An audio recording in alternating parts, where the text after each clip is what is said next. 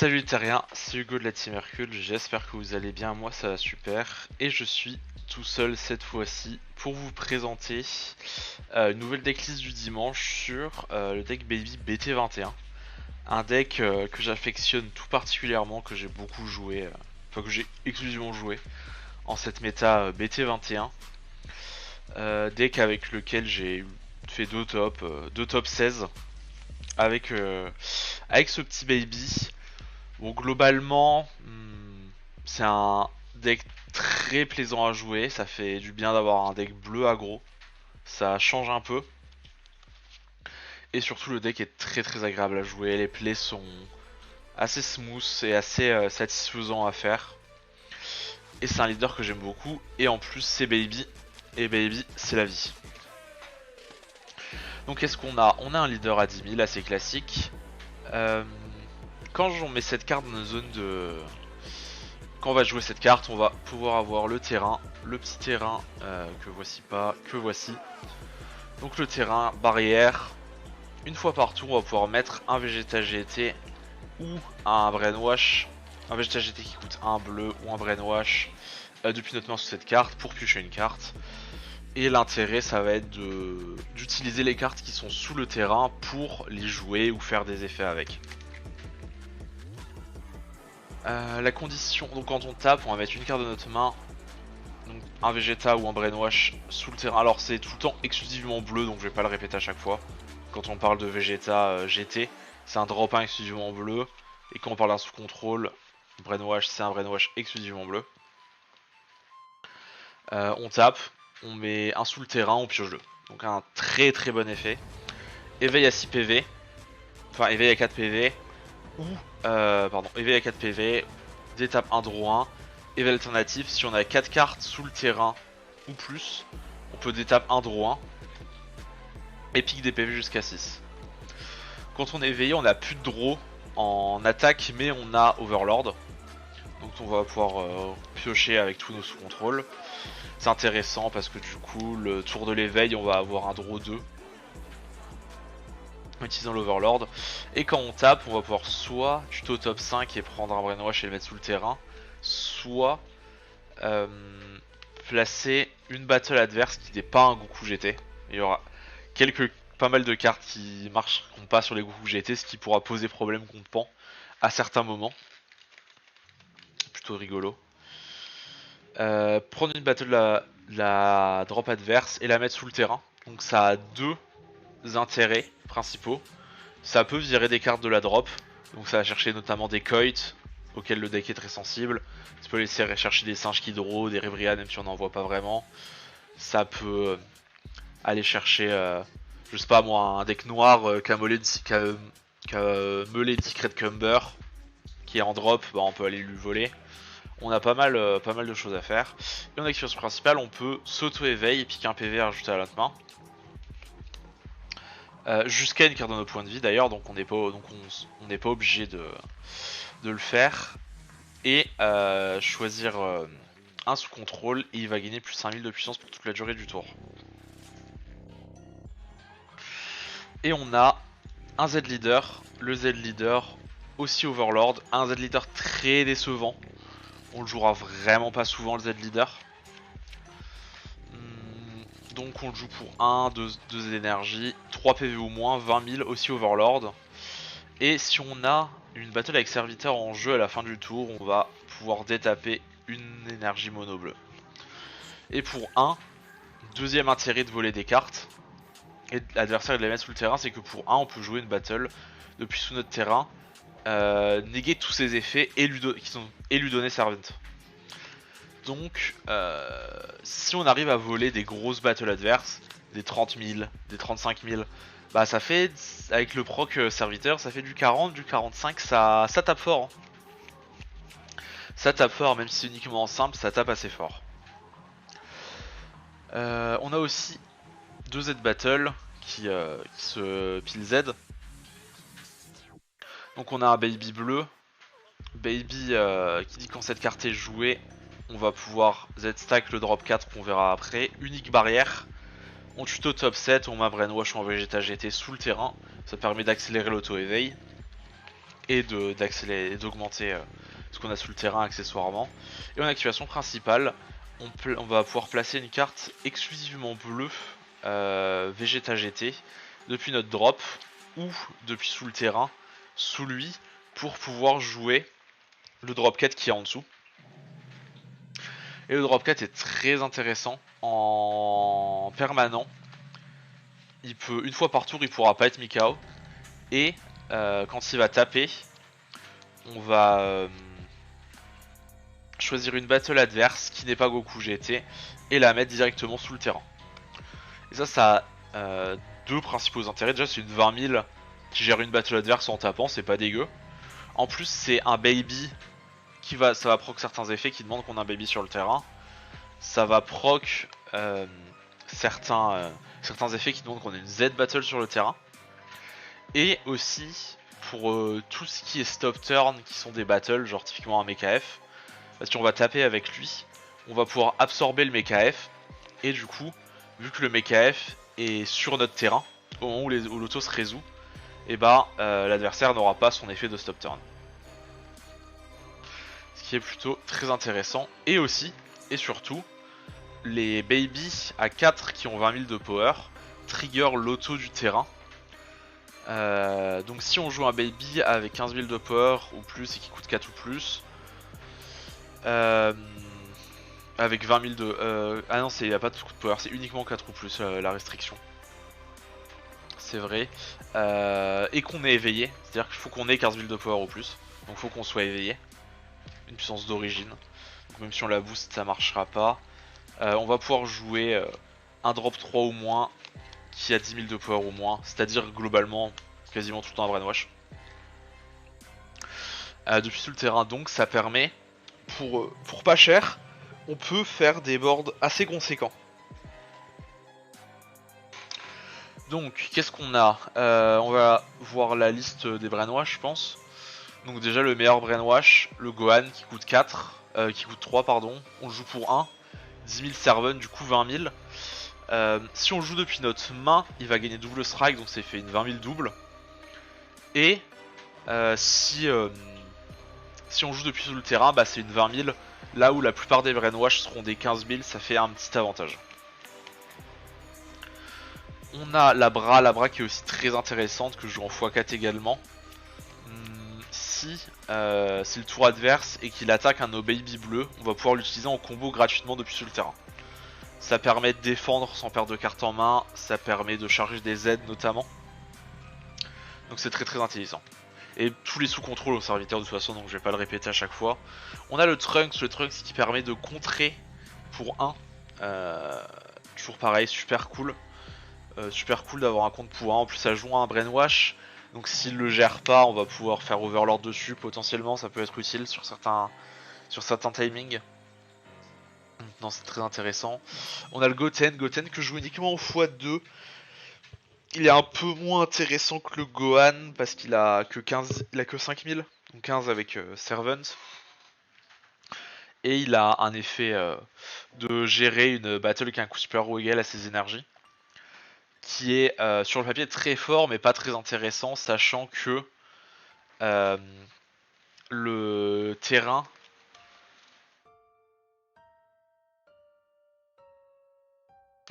annule les capacités des cartes qui sont jouées, donc ça fait un mauvais trigger avec le Goten malheureusement. On a ensuite le Gohan.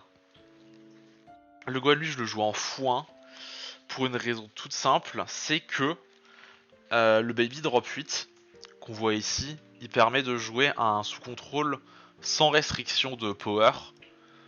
Et du coup, bah lui, c'est un drop... il a 15 000, donc c'est une 25, là où tous les autres seront des 20 000 au mieux. Donc lui en x1, on le jouera jamais pour son effet contre-attaque.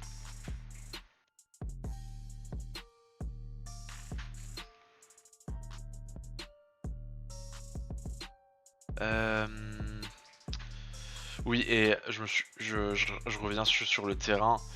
Ça annule les capacités non clés. Donc ça annule les autos, mais ça annule pas le mot-clé serviteur évidemment. sinon le deck aurait pas trop de sens. Donc voilà, ça c'est le tour des Brainwash qu'on a dans le deck. Il y en a, étant donné qu'on peut jouer que les bleus, bon on joue pratiquement tous ceux qui sont disponibles à part une Bulma qui est pas très intéressante. Ensuite, pour continuer sur les baby, on a lui qui est très intéressant. On peut jouer si on a une Z battle en jeu ou si on est un Z leader pour 1 en limite 1. Et on va pouvoir non seulement prendre 2 brainwash depuis le deck et le mettre sous le terrain, et en plus faire trigger l'effet terrain évidemment vu que c'est un baby qui coûte 4. Et il a un petit deuxième effet qui est sympa. Grosso modo, quand on va mettre une carte sous le deck de son propriétaire, pour 1 on va pouvoir le bannir de la drop, mettre une carte de notre main sous le deck et gérer une unisson adverse qui coûte 2 ou moins. Ça fait beaucoup, ça coûte 1 énergie une carte en main, ce qui est un peu cher, mais ça permet de gérer une unisson adverse, donc c'est plutôt sympa. Et on a le gros singe qui lui a déflect double. Il permet de jouer 2 brainwash quand il est joué comme je disais tout à l'heure, et en plus trigger le terrain, donc ça en fait 3 d'un coup. Et par contre pour le jouer il faut obligatoirement prendre un végétal GT de la drop et la mettre sous cette carte depuis la dispersion. Hop, donc on a fait un peu le tour des cartes de l'archétype. On a aussi donc du coup les Vegeta GT qui sont à la fois ce qui nous permet de jouer nos baby, à la fois des cartes de draw en T1, donc lui qui va tuto un Saiyan ou un Terrien dans le top 5, et l'autre qui pioche uniquement comme ils aiment bien faire d'habitude, enfin depuis quelques BT maintenant il y a toujours 2 drop 1 qui tuto, 1 qui pioche. Et en plus, ces végétalités, quand on va les mettre sous le terrain depuis notre main, on va pouvoir grosso modo refaire l'effet du terrain, c'est-à-dire remettre un brainwash de notre main sous le terrain et piocher une carte. Donc au final, ça permet juste de la cycler gratuitement. Donc c'est ultra strong de pouvoir cycler gratuitement une carte comme ça. Ensuite, bon, on a du good stuff bleu assez classique, à ceci près que je joue des ratios assez faibles. Je vais m'expliquer. Je joue 4 Android 17, 2 B1, 2 Dimension Magique et 2 Senzu. Les cartes défensives, je les joue majoritairement en x2 parce que je joue un deck qui a plutôt vocation à être agressif. Donc je veux pas pourrir ma main avec trop d'extra, trop de cartes défensives. Et aussi je joue un deck à 50, virtuellement 49 vu qu'il y a un terrain. Et c'est un deck qui cycle énormément. Donc on n'a vraiment pas besoin de plus d'outils défensifs dans le deck. Je joue aussi le Bardock. Espace-temps, toujours dans l'idée de cycler le plus possible pour aller chercher mes cartes clés. Attention avec le Bardock, si on n'a plus de drop, on peut plus jouer le singe à 8, ce qui peut être assez dérangeant sur certains moments. Je joue 2 Chu. Chu qui est une carte que je trouve extrêmement forte. Elle permet de mettre beaucoup de pression enfin, elle permet de mettre un peu plus de pression pour pas cher. Et vu que c'est un deck où on aura souvent envie de charger des Z en offensive, bah autant jouer des Chu globalement. Et enfin, la ah mais non, je vais quand même parler de la Decisive Strike. Decisive Strike qui est une carte qui est globalement pas très forte dans la plupart des decks, mais qui est incroyable dans ce deck.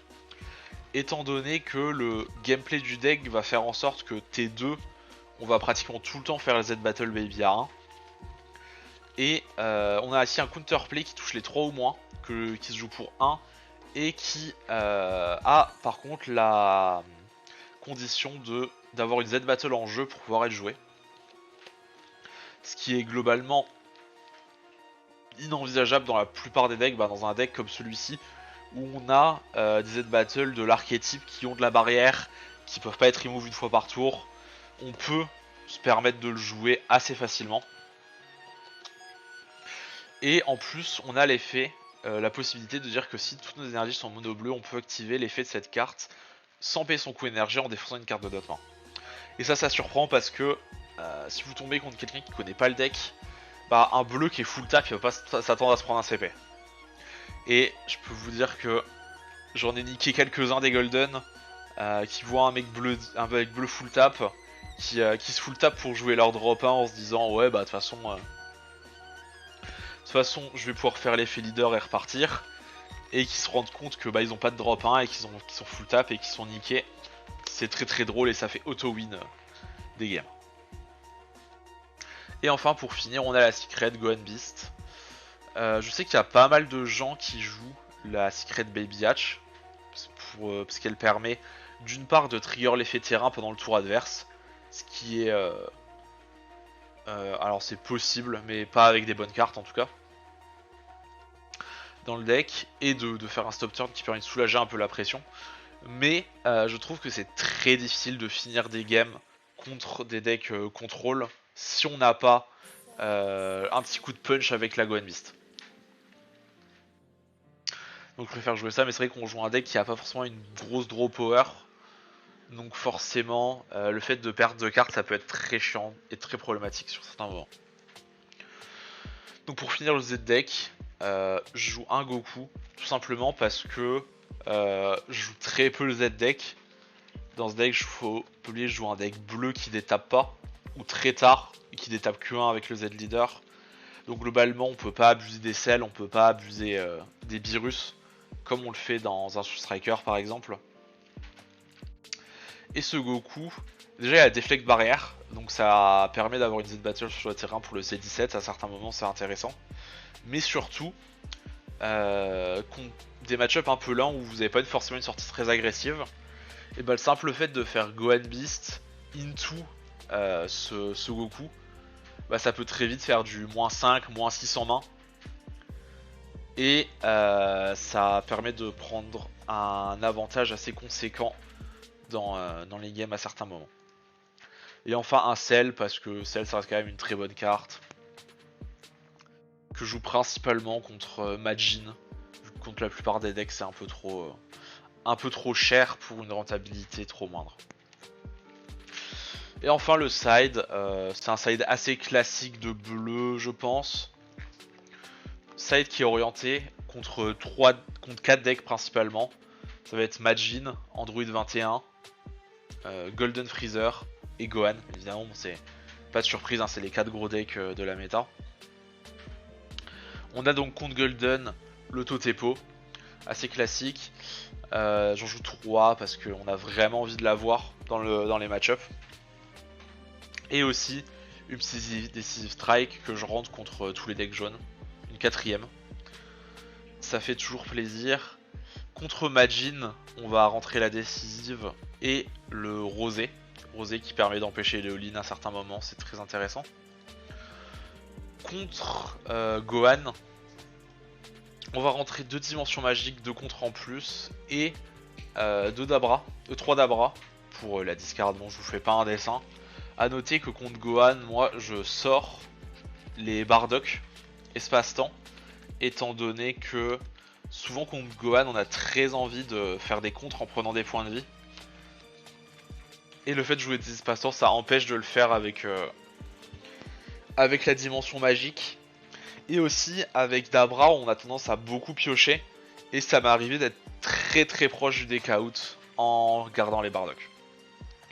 Donc j'ai préféré virer les unissons et pas m'embêter. Contre Android 21 j'ai uniquement, j'ai principalement le Baby. Là donc qui permet de CP, son drop 4, son stop turn, et petit effet qui se cool, on a le Overlord sur cette carte qui permet de piocher un tout simplement. Donc très intéressante comme carte. Et aussi le petit Decisive Strike que je rentre aussi contre Android 21, parce que ça me permet, même en étant full tap, de pouvoir CP sa carte de rampe.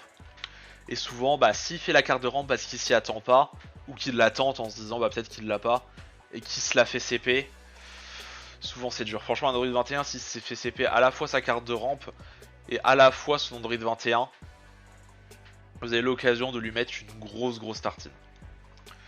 Et enfin, dernier deck, c'était quoi le dernier deck? En fait j'ai déjà fait les 4 decks, mais on a le Gohan là que je rentre principalement contre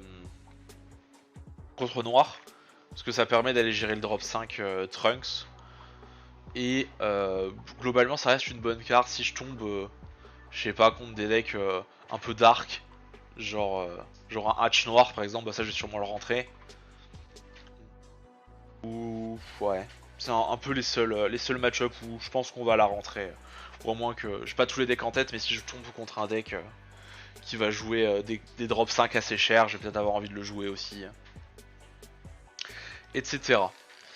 Bon voilà, j'espère que vous avez aimé la deck profile de ce deck, un deck qui est, je pense, un très bon tier 2 dans la méta BT21. Dans la méta BT22, ça va probablement demander quelques ajustements. Voilà, en tout cas, merci de m'avoir écouté et prenez soin de vous. Salut les terriens.